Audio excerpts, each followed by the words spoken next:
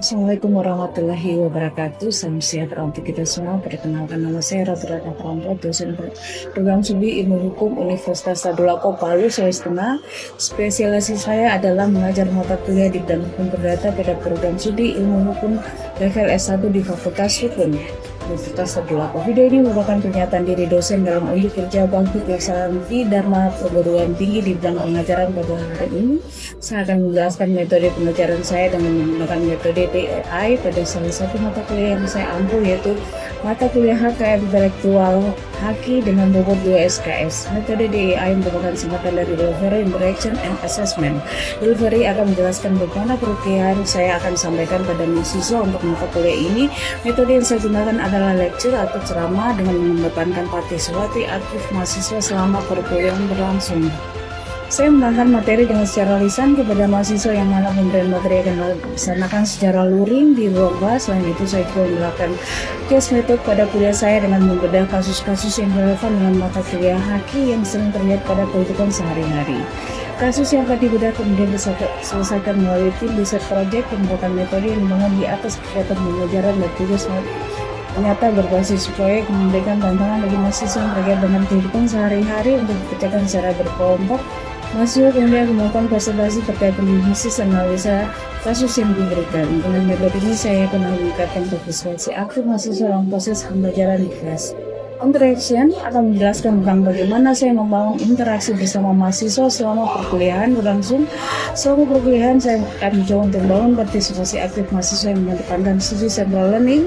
Awal perkuliahan akan saya mulai dengan pertanyaan pemantik tentang transposisi dan tanya jawab di kelasnya nanti. Tidak hanya itu saja, saya juga akan memberikan pertanyaan tengah perkuliahan untuk merefresh kembali materi yang sudah disampaikan. Interaksi saya dengan mahasiswa tidak dibatasi pada saat perkuliahan, tapi juga di luar kelas, kemudian lewat WhatsApp dan juga lewat Google Classroom. Hal ini tentukan memfasilitasi mahasiswa dalam proses belajar mengajar secara komprehensif. Berikutnya adalah asesmen, yakni bagaimana penilaian dilakukan pada saat proses belajar mengajar berlangsung sebelum perkuliahan dimulai. Mahasiswa akan diinformasikan terkait mekanisme penilaian selama perkuliahan pada kontrak perkuliahan, termasuk item penilaian pada ruling penilaian. Penilaian yang saya berikan terdiri dari dua jenis penilaian, yakni penilaian formatif dan penilaian sumatif. Adalah penilaian yang bertujuan untuk menilai pencapaian tujuan pembelajaran atau capaian pembelajaran mahasiswa. Penilaian pencapaian hasil belajar mahasiswa dilakukan dengan membandingkan pencapaian hasil belajar mahasiswa dengan kriteria ketercapaian tujuan pembelajaran. Untuk penilaian ini merupakan berdasarkan hasil kemampuan mahasiswa. Sedang untuk penilaian formatif merupakan penilaian yang dilakukan dengan tujuan untuk memantau dan memperbaiki proses pembelajaran serta mengevaluasi pencapaian tujuan pembelajaran. Untuk penilaian ini adalah feedback positif kepada mahasiswa. Kedua jenis penilaian diharapkan mampu memberikan hasil pencapaian mahasiswa selama proses pembelajaran secara terstruktur dan konkret. Selanjutnya saya akan membahas tentang mata kuliah yang akan saya bawakan dalam video ini. Mata kuliah yang saya ampu adalah mata kuliah HKM Intelektual dengan bobot 2 SKS. Mata kuliah ini adalah mata kuliah wajib yang diajarkan pada mahasiswa di semester 5 di Fakultas Hukum. Mata kuliah ini merupakan mata kuliah wajib bagi seluruh mahasiswa di Fakultas Hukum. Pada mata kuliah ini mahasiswa akan mempelajari tentang pengertian ruang lingkup dan tujuan HKM Intelektual atau Haki dan ruang lingkupnya, berlaku Haki dan sejarah rezim Haki, masalah hak cipta, hak paten, hak merek, hak indikasi geografis, rahasia dagang, desain industri, desain tata letak terpadu, varietas tanaman, tentang hak moral, hak ekonomi, passing off, royalti, lisensi, dan pengetahuan tradisional serta ekspresi budaya tradisional. Menurut mata kuliah ini diharapkan mahasiswa dapat memahami kontrak kuliah yang disepakati bersama dan juga mampu menjelaskan tentang istilah, pengertian, fungsi dan tujuan dari Haki. Mahasiswa mampu menunjukkan sikap bertanggung jawab atas pekerjaan di bidang hukum secara mandiri dengan penguasaan konsep teoritis dan prinsip-prinsip hukum dengan pemanfaatan perkembangan ilmu pengetahuan yang berorientasi pada percakapan hidup atau life skill. Dalam menghadapi perkembangan hukum, mahasiswa mampu menerapkan pemikiran logis, kritis, sistematis, dan inovatif dalam konteks pengembangan atau implementasi dari konsep Haki serta mampu memeriksa dan menganalisis hukum atas penerapan berbagai ketentuan hukum yang berkenan dengan kepatuhan hukum. Mahasiswa mampu mengimplementasikan pemikiran secara logis, inovatif, dan pengembangan dan pengelolaan ilmu pengetahuan serta menghargai karya sendiri dan karya orang lain dan bertanggung jawab serta bisa mencegah terjadinya plagiasi. Dalam video ini berikut saya akan membagikan mata kuliah haki dengan mengantar hak cipta tentang pengertian hak cipta, objek hak cipta, jenis hak cipta, dan perlindungan hak cipta pada pembelajaran tersebut. Saya akan menanyakan terkait dengan tema pembelajaran yang disampaikan. Setelah itu saya juga memberikan kuis interaktif melalui nanti untuk penilaian mahasiswa beberapa komponen, yaitu tugas individu 15%, tugas kelompok 15%, tes 30%, penalti 40%. Demikian 3 teknik pengajaran yang sudah saya sampaikan terkait mata kuliah hakim mulai dari level interaction and assessment. Selanjutnya saya akan menampilkan proses pembelajaran mata kuliah hakim dan hak cipta secara loading di dalam kelas. Selamat menyaksikan. Assalamualaikum warahmatullahi wabarakatuh. Ya, selamat datang kelas haki. Haki adalah hak kekayaan intelektual. Ini materi di kelas semester 5. Jadi kalian masuki semester 5, materi ini kalian dapatkan kita tentang hak itu adalah hak kekayaan intelektual. Sebelum kita memulai, tentunya kita akan bicara tentang kontrak perkuliahannya dulu ya. Jadi mata kuliah ini kita akan pertemuannya 14 kali pertemuan, di mana akan diberikan tugas-tugas. Di sini kita tim dua orang tim, kemudian kami akan membagi tugas. Setiap kalian itu ada tugas yang dipresentasikan, kemudian ada tugas yang dikumpulkan, kemudian nanti kita UTS, ujian tengah semester, dan ditutup nanti dengan ujian akhir. Oke, kita akan mulai dengan materi kita tentang apa dan bagaimana tentang haki ya. Haki itu adalah hak kekayaan intelektual yang terbagi dua kategori yaitu hak cipta dan hak kekayaan industri. Jadi hak cipta itu ya hak cipta yang nanti akan Ibu bawakan, sebentar Ibu akan bawakan, tapi kemudian hak kekayaan industri itu adalah paten, merek dan indikasi geografis, kemudian desain industri, rahasia dagang, desain tata letak sirkuit terpadu, dan varietas tanaman. Kemudian hak intelektual itu adalah yang biasa disebut dengan haki, hak yang dapatkan dari hasil olah pikir manusia ya, untuk dapat menghasilkan suatu produk, jasa atau proses. Jadi kalau di dalam kenapa dikatakan hasil olah pikir manusia? Karena dia adalah ide. Sehingga haki ini dia kategori tangible, intangible. Kalau tangible itu benda, kalau intangible itu adalah tak benda atau tak berwujud. Jadi dia kategori haki ini, kalau sebelumnya kalian di kelas perdata itu bicara tentang benda berwujud, benda bergerak tak bergerak, ini kategori benda tak berwujud. Kenapa dia tak berwujud? Karena dia ada di ide kita, Jadi pikir manusia, olah pikir manusia berarti ide ya. Objek yang diatur dalam hak intelektual itu adalah berupa karya. Jadi ketika dia ide, maka ketika jadi suatu karya, maka inilah jadi wujudnya adalah objek ya gitu. Jadi dia objeknya adalah suatu karya. Kemudian pengertian hak cipta. Hak cipta adalah hak eksklusif pencipta yang timbul secara otomatis berdasarkan prinsip deklaratif. Maksudnya prinsip deklaratif itu adalah ketika menghasilkan suatu karya, misalnya puisi, ketika kalian sudah tampilkan kemudian share, maka itu namanya deklaratif, sudah dideklarasikan. Dengan sendirinya disitulah timbul siapa yang pemilik hak, siapa yang membacakan itu kan, ketika bacakan ini, maka ditahu siapa pemiliknya ya. Kemudian hak cipta itu kayak intelektual dibilang ilmu pengetahuan, seni, dan jadi dia ada batasan, bilang seni, ilmu pengetahuan, dan sastra. Sebelumnya kita kenal dulu haki itu dari seperti Ibu bilang tadi itu dan hak industri.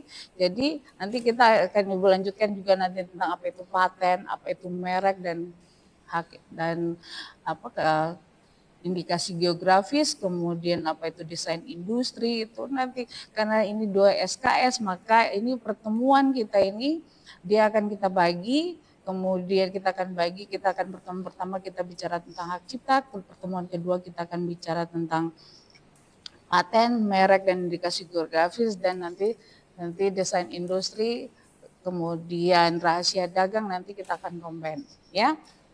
Lanjut kita tentang cipta.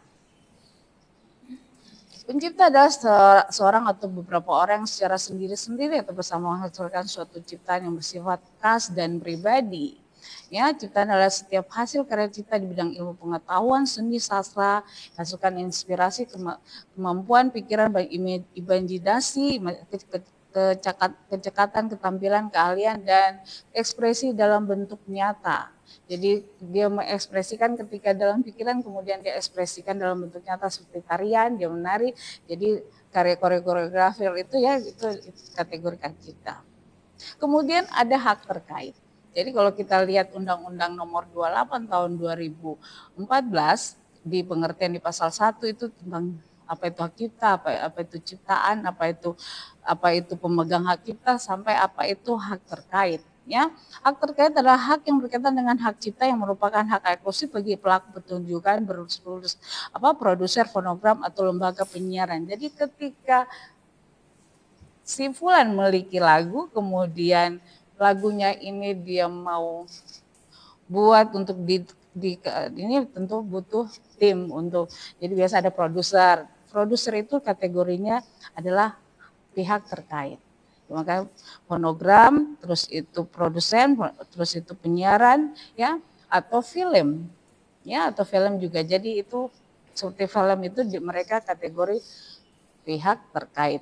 Mereka kenapa dikatakan hak terkait? Maka karena mereka juga memiliki hak.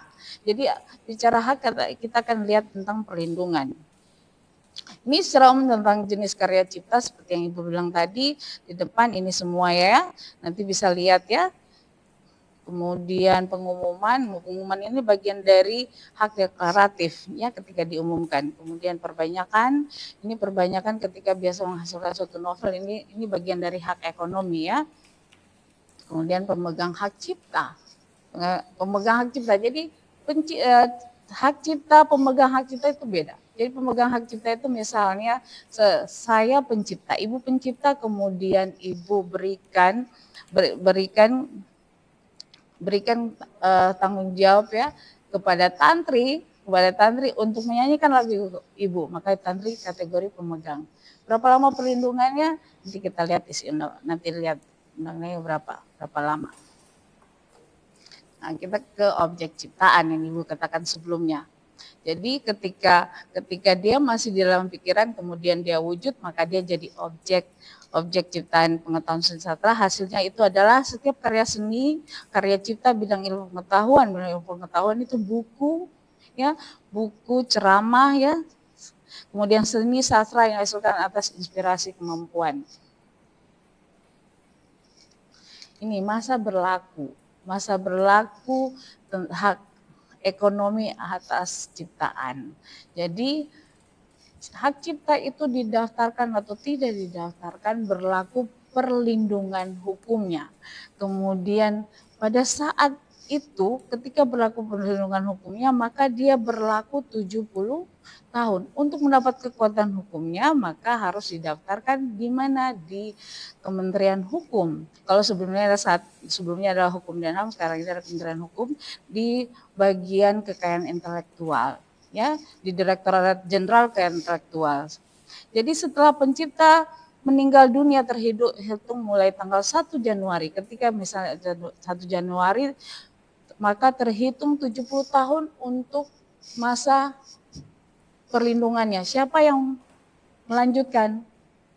Berarti pewarisnya, ya.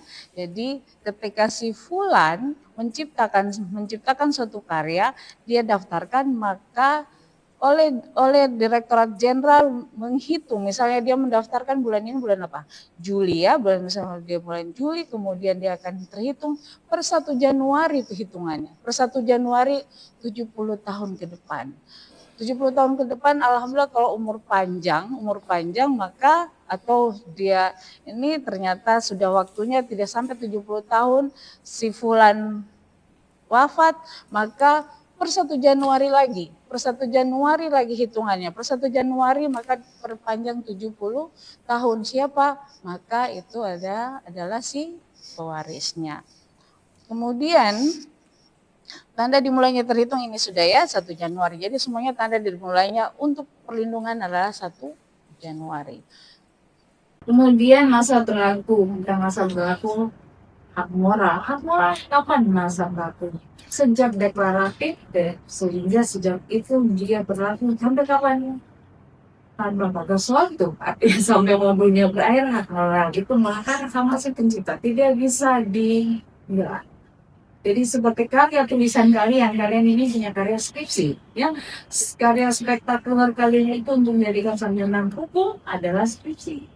Maka skripsi itu membuat itu military, misalnya ya, dari maksudnya kemudian lengkap di situ lah.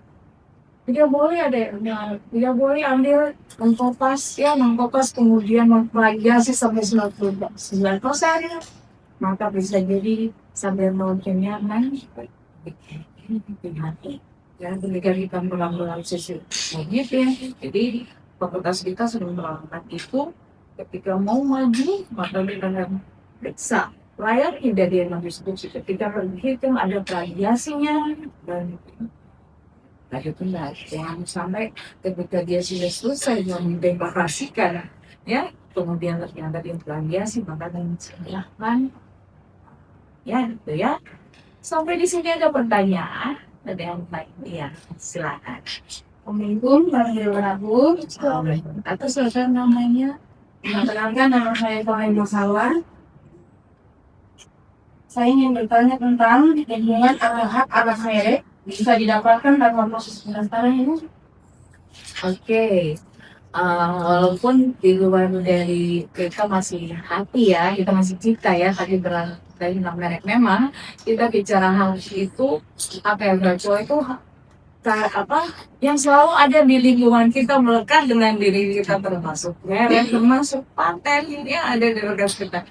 Tidak menutup kemungkinan tentang apakah merek sama dengan cipta, tidak merupakan itu yang beda. Sehingga kenapa tadi di awal tadi ada dua kategori jenis, hak cipta dan hak industri. Hak industri itu kalau tidak didaftarkan itu fatal.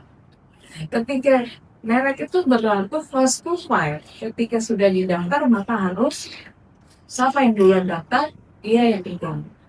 Entah siapa punya, misalnya ini yang duluan punya suatu merek kado. Kemudian kamu ambil, kamu daftarkan, makanya yang duluan beda cita itu melangkah benar ketika dia sudah mendeklarasikan bukan di situ hak moral hak.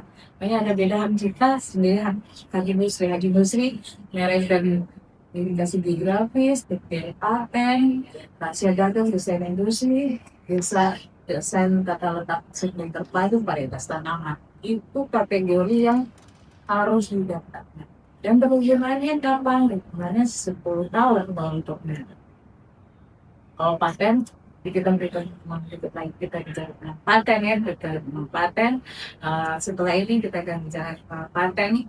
Dan saat ini kita bicara tentang cipta, makanya ada perbedaan.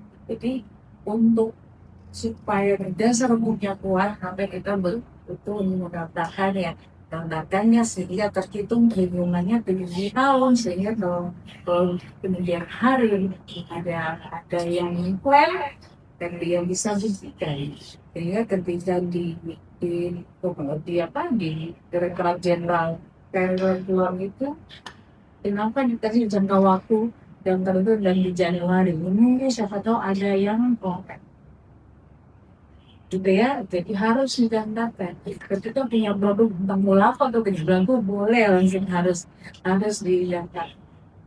Yang ada lagi bertanya itu bagaimana dulu tadi aja. Baik, perkenalkan nama saya Andi Mulia Rasman. Siapa? Andi Mulia Rasman. Andi Mulia. Oke, silakan. Dan yang biasa ke 01/2024. Tadi saya panggil di sini Bu tentang hak cipta. Nah, saya membeli bisnis itu di Jejak Effendi. Nah, di situ saya membuat lagu dari AI. apakah ada lagu yang kau ciptakan itu bisa didaftarkan sebagai hak cipta atau tidak? Tapi dia itu dibuat dari Buat AI. Bandung. Iya, ini yang menarik. Ini yang menarik saat ini ya tentang kecerdasan kecerdasan ini ya tentang AI. Ketika kita punya ide, terus itu kita tuangkan di sini, terus itu AI membantu. Terus siapa yang punya kita? Jadi sudah dibicarakan bahwa kita pemiliknya. Karena kita kan mau kita minta saya dia bantu, kemudian saat ini sudah walaupun undang-undangnya belum ada kita mengatur untuk berbahui, tapi para guru-guru besar setelah ini bersepakat bahwa memang siapa yang pemiliknya adalah kita sebagai, karena kita punya ide terus dibantu oleh kita. Mungkin itu saja barangkali. Nanti kita pertemuan berikut baru pertanyaan lagi ya. Kita cukupkan dulu karena waktu sudah selesai. Demikian terima kasih anak-anak sekalian. Insya Allah sehat walafiat, kita ketemu lagi di kelas berikut dengan materi yang sangat anak. Yang demikian ditutup. Lain lagi berdaya. Assalamualaikum warahmatullahi wabarakatuh.